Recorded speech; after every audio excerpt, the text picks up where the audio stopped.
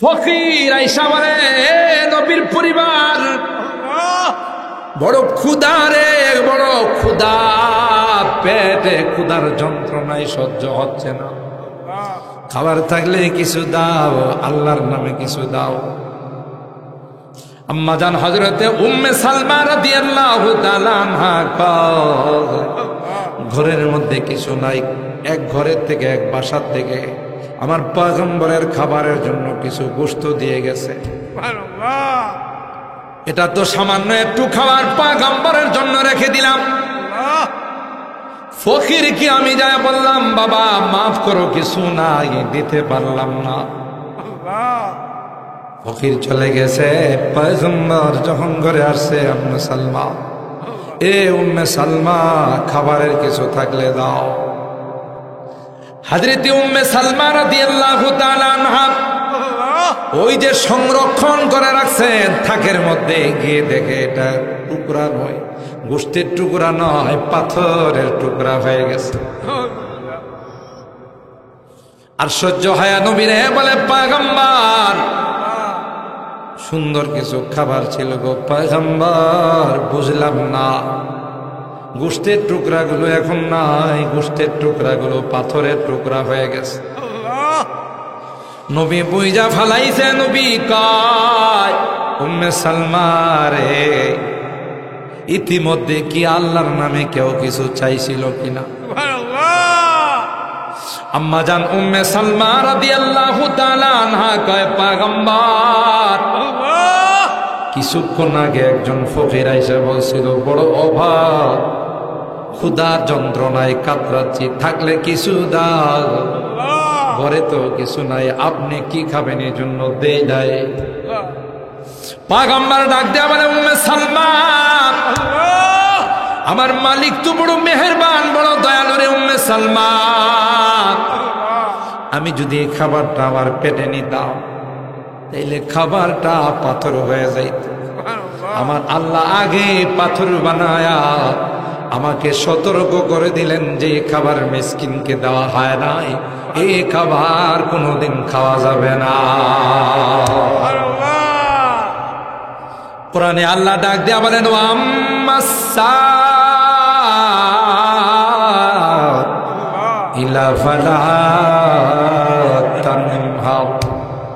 ধমক দিও না, ঘাড় ধাক্কা দিয়ে বের করে দিও না। আল্লাহ কিয়ামতের কঠিন ময়দানে বলবে, এ বান্দা, তোর কাছে এক লুকমা খাবার চাইছিলাম, 2টা টাকা চাইছিলাম, বান্দা এক মোট চাউল চাইছিলাম, তুই যে আমারে দিলে না। বান্দা বলবে, মালিক তুমি কি কোনোদিন কিছু চাও? তুমি তো বেনিয়াজ, তুমি তো অভাব মুক্ত রে আল্লাহ, তুমি আবার কবে আমার কাছে চাইছিলা? আল্লাহ কয়, আমার নামে বলছিল না যে আল্লাহর নামে আমারে কিছু দেন? হ্যাঁ, ওরে যদি দিতে তাইলে আমাকেই দিতে। ওকে যেহেতু দিস নাই, ওকে যেহেতু খাবার দাও নাই, ওকে যেহেতু তুমি ভিক্ষা দাও নাই, মাহরুম করেছ রে বান্দা, এই জন্য বললাম খাবার চাইছিলাম, তুমি তো আমাকে দাও নাই। তোমার কাছে এক মুষ্টি চাউল চাইছিলাম, তুমি তো আমাকে দাও নাই। সুবহানাল্লাহ, সুবহানাল্লাহ। ওই মেয়েটা, স্ত্রীটা ফকির বান্দা, ফকির মিসকিন অসহায় মানুষ আসলে, অসহায় মানুষগুলো আসলে তাকে কিছু দেয়। একজন ফকির আইসা বলছে, আল্লাহর নামে কিছু থাকলে দাও। স্বামী স্ত্রী দুইজনে দস্তরখানে খাইতে বসছে, সুন্দর সুন্দর খাবার পাকাইছে।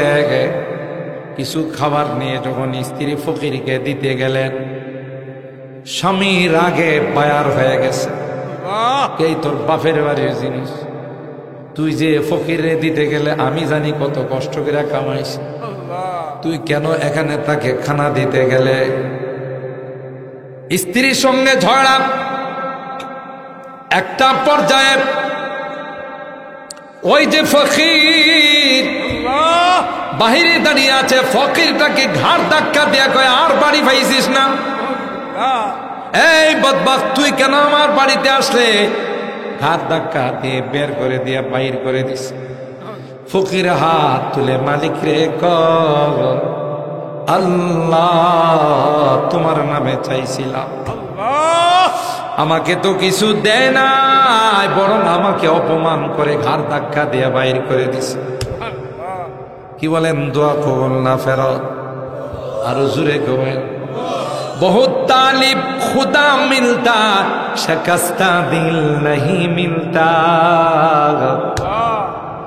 बहुत तालिब खुदा मिलता, शिकस्ता दिल नहीं मिलता। शिकस्ता दिल जैसे हासिल, हकीकत में वही कामिल। सुभान अल्लाह। ভঙ্গ হৃদয় নিয়ে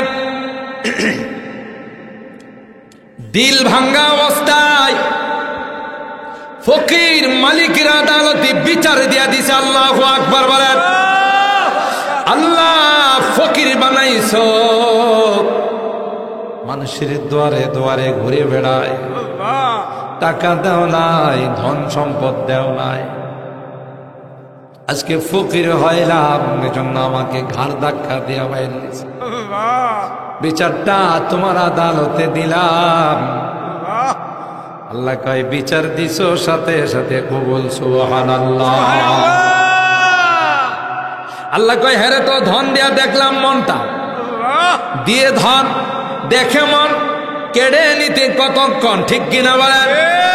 তুইজ্জু মান তাশা ওয়া তুযিল্লু মান তাশা। আল্লাহ বলেন কাউকে ইচ্ছা করলে আমি ইজ্জত দেই, কাউকে ইচ্ছা করলে আমি অপমান করি, সব কিছুর মালিককে। স্ত্রীর সঙ্গে ঝগড়া ফাসাদ হয়, কথা কাটাকাটির এক পর্যায়ে স্ত্রীকে তালাক দিয়ে দিল। যা তুই আমার সংসার করবি না, স্ত্রীটাকেও ঘর ধাক্কা দিয়ে বের করে দিল। আল্লাহর কুদরত বোঝা যায় না। ওই যে ফকির, যে ফকির এখানে ভিক্ষা করার জন্য আসলো, ওই ফকিরের সঙ্গে এই স্ত্রীর বিয়ে হয়ে গেল। সুবহানাল্লাহ। ভালো করে শুনবেন মুসলমান, সেই সেম কাহিনী। স্বামী স্ত্রী দুইজনে দস্তরখানে খানা খাইতে পারছেন, কে যেন আবার হাক করে বলল, আসো কে 3 দিন যাবৎ খানা না, পেটের যন্ত্রণায়, ক্ষুধার যন্ত্রণায় আর ভালো লাগে না, এত ক্ষুধা লাগছে, দয়া যদি হয় 1 লুকমা খাবার দাও। মহিলাটা তো বড় দিনদার, জোরে বলুন ঠিক কিনা? কারণ পুরুষের তুলনায় মা জাতির দিল নরম না শক্ত? মা জাতির দিল নরম। দিল যেহেতু নরম, আবার সে ওই খাবার নিয়ে ফকিরকে দেওয়ার জন্য আসলেন। আল্লাহর কুদরত বোঝা যায় না। সে ভিক্ষা দিতে আইসা রীতিমতো অবাক, ভিক্ষা না দিয়া পিছনের দিকে চলে গেলে স্বামী ডাক দেয়া কয়, প্রাণের স্ত্রী রে, ফকিরকে ভিক্ষা দেওয়ার জন্য গেলা, ভিক্ষা না দিয়া যে কানতে কানতে চলে আসলা। কান্দে, কিছু কয় না, মুখ দিয়া কথা বাইর না, বাক রুদ্ধ হয়ে গেছে। স্বামী ডাক দেয়া কয়, বলো বলো বলো, কি হলো, কি সেই রকম ঘটনা ঘটলো, তুমি কান্দতে কান্দতে চলে আসলা? কান্দে আর কয়, যাকে ভিক্ষা দিতে গেলাম, ভিক্ষা দিতে গেলাম, তিনি তো আর কেউ নন, আমার পূর্বের ধনাঢ্য স্বামী। আমি অবাক হয়ে গেলাম, কোটিপতি যিনি ছিলেন, যার টাকা পয়সার কোনো হিসাব ছিল না, আজকে তার চেহারার দিকে তাকানো যায় না, পেটের দিকে তাকানো যায় না। মালিকের কুদরতি খেলা। তাই তো আল্লাহর কুদরতি খেলা দেখে আমি পিছনের দিকে চলে আসলাম। ঘরের স্বামীটা মুস্কি হাসি দিয়া কয়, তাইলে আমি কে তুমি চিনো? না না, চিনি না। আমি হলাম সেই ফকির রে, যেই ফকিরকে তুমি খানা দিতে গিয়ে তোমার স্বামীর সঙ্গে তালাক হয়ে গেল। আর যে ব্যক্তিটা আমাকে ধাক্কা দিয়ে ফেলে দিয়েছিল, আজকে আল্লাহ আমাকে এত বড় শিল্পপতি বানাইলেন, আল্লাহ আমাকে এত কোটিপতি বানাইলেন, আমার দরওয়াজায় আল্লাহ তাকে পাঠাইলেন। ঠিক কিনা বলেন?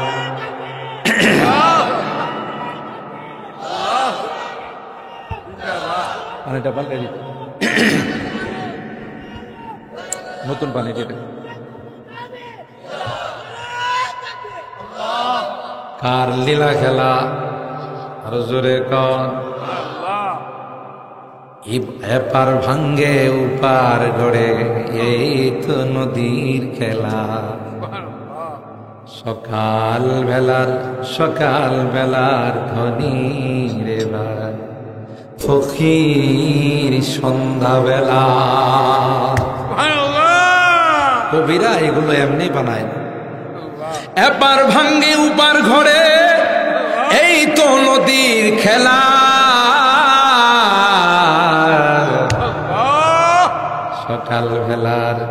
সকাল বেলা ধনী রে ভাই, ফকির সন্ধ্যা বেলা।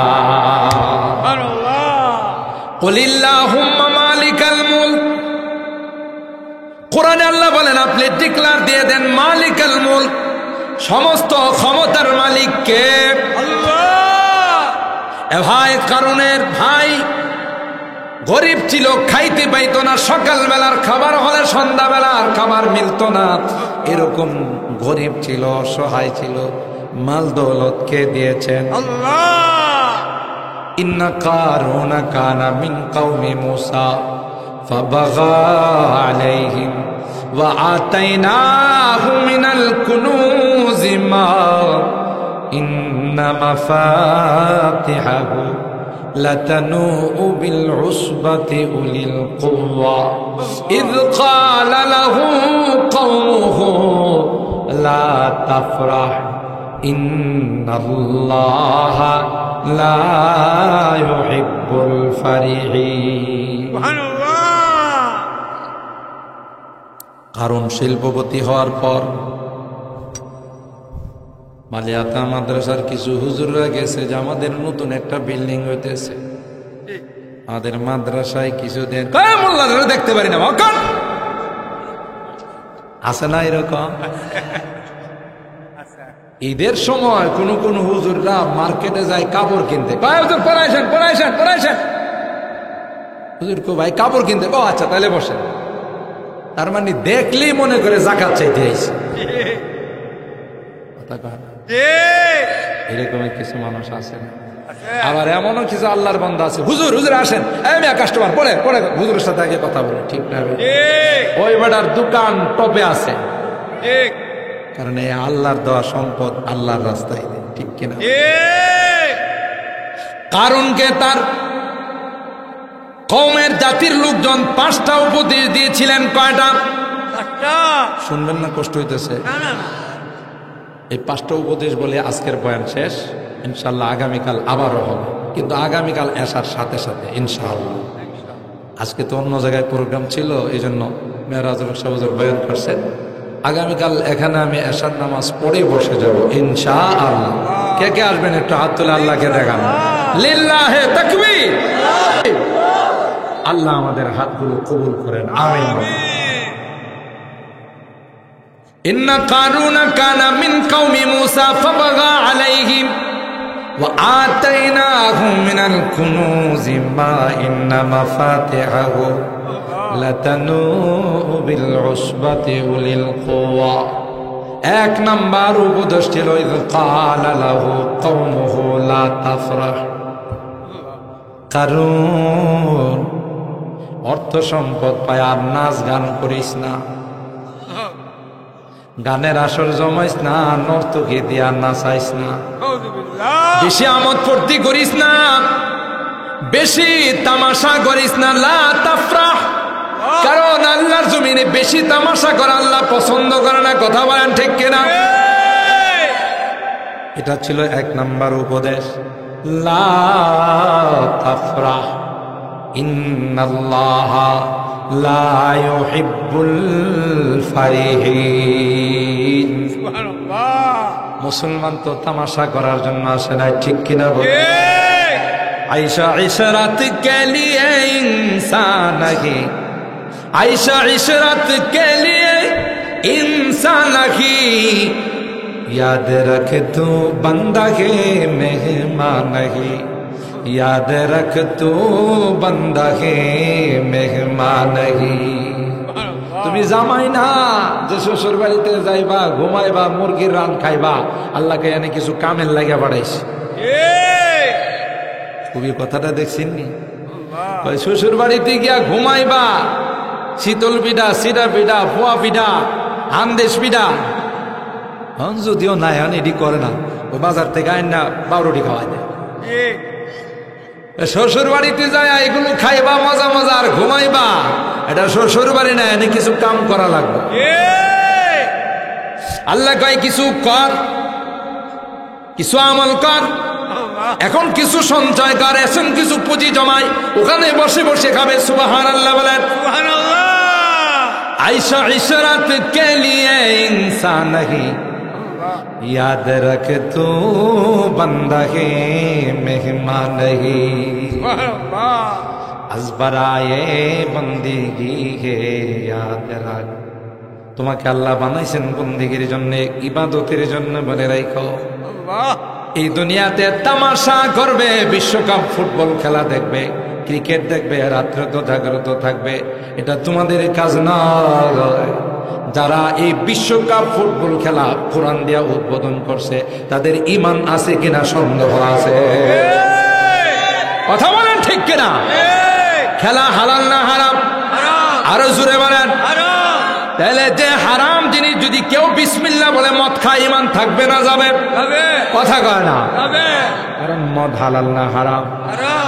আমরা তো মনে মনে খুব খুশি যে মুসলমানের দেশে বিশ্বকাপ ফুটবল খেলা কোরআন দেয়া উদ্বোধন হয়েছে। নাউজুবিল্লাহ বলেন।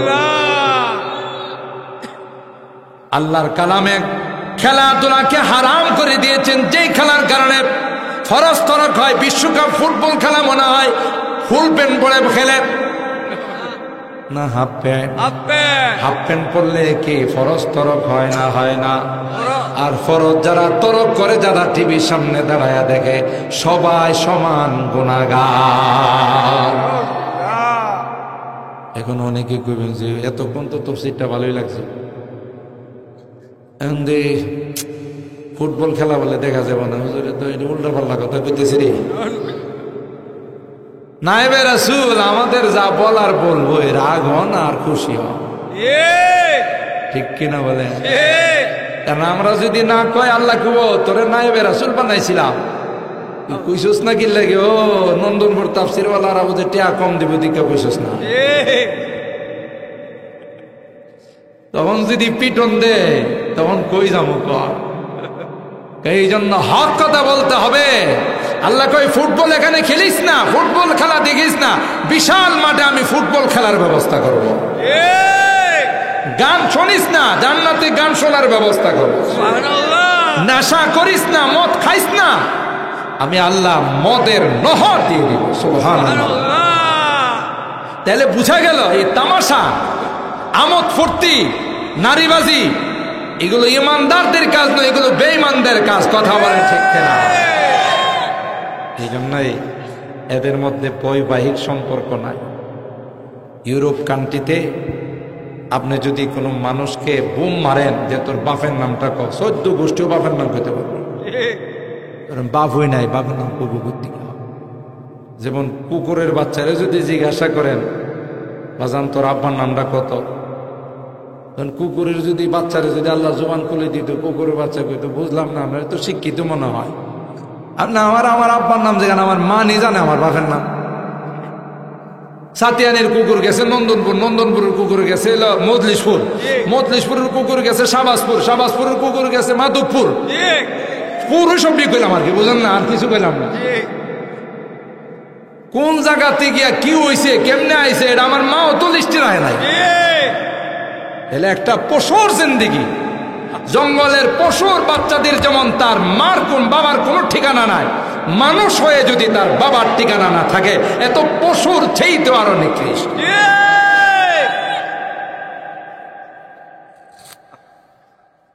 এরা লিভ টুগেদার।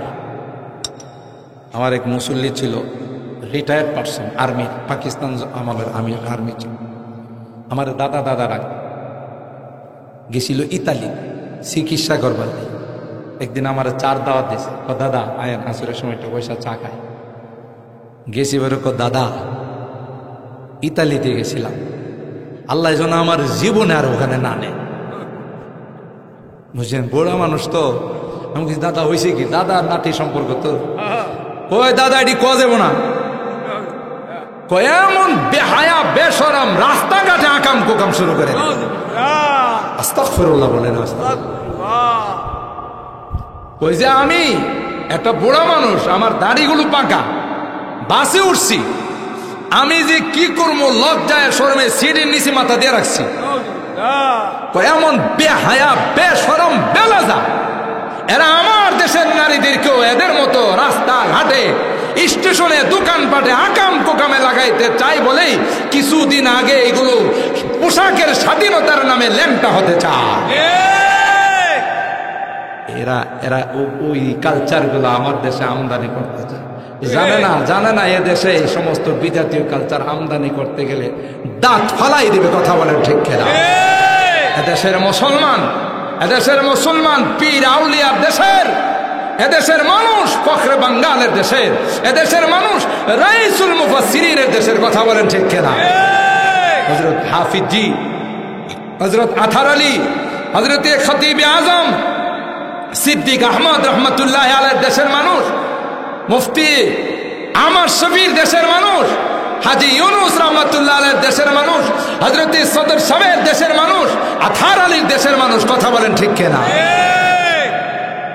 তুমি যা ইচ্ছা তাই এখানে ল্যাংটামি চালু করবা, এটা এদেশে হতে দেওয়া যায়। আল্লাহ বলেন, বান্দা এ মুসলমান, দুনিয়াটা তোমাদের ফুর্তির জন্য বানায় নাই। দুনিয়াটা কিছুদিন একটু কষ্ট করো। ওরা ফুর্তি করবে, ওরা নাচানাচি করবে, ওরা মদ খাবে, নারীবাজি করবে, কারণ কবরে যাওয়ার সাথে সাথে এমন পিটন দেওয়া হবে। কথা কোন ঠিক কিনা? এমন মায়ের এদের কি দেওয়া হবে। আল্লাহ মানে নাই, নবী মানে না, আল্লাহর আসমানের নিচে থাকছে, আল্লাহর অক্সিজেন গ্রহণ করছে। আল্লাহ কয় দুনিয়াতে যে দোকানে সারা জীবন মাইর খাবে, ইচ্ছা করলেও নাচতে পারবে না, যেহেতু মেরুদণ্ড ভাঙ্গা। কথা কয় না? মাইরটা কি মনে করেন আস্তের মারি দিবে? এটি পাইকারি মাইর। দেখেন না, চোর ধরা পড়লে পাইকারি মাইর দেয়, চোরের 12টা বাজায় ছাড়ে। আল্লাহ বলেন পাইকারি মাইর দেওয়া হবে, কোমর ভেঙ্গি দেওয়া হবে, হাঁটু ভেঙ্গি দেওয়া হবে। ওই কালে তাদের শুধু শাস্তি আর শাস্তি। দুনিয়াতে আমি কিছুদিন তাদের আরামের ব্যবস্থা করে দিলাম। এ মুসলমান, তাদের দেখে তোমরা লাফালাফি করবা না। লা ইয়াগুররান্নাকা তাকাল্লুবুল লাযীনা কাফারু ফিল মিলাদ মাতাউন কালিল সুম্মা মাওয়াহুম জাহান্নাম ওয়া বিসাল মিহাদ।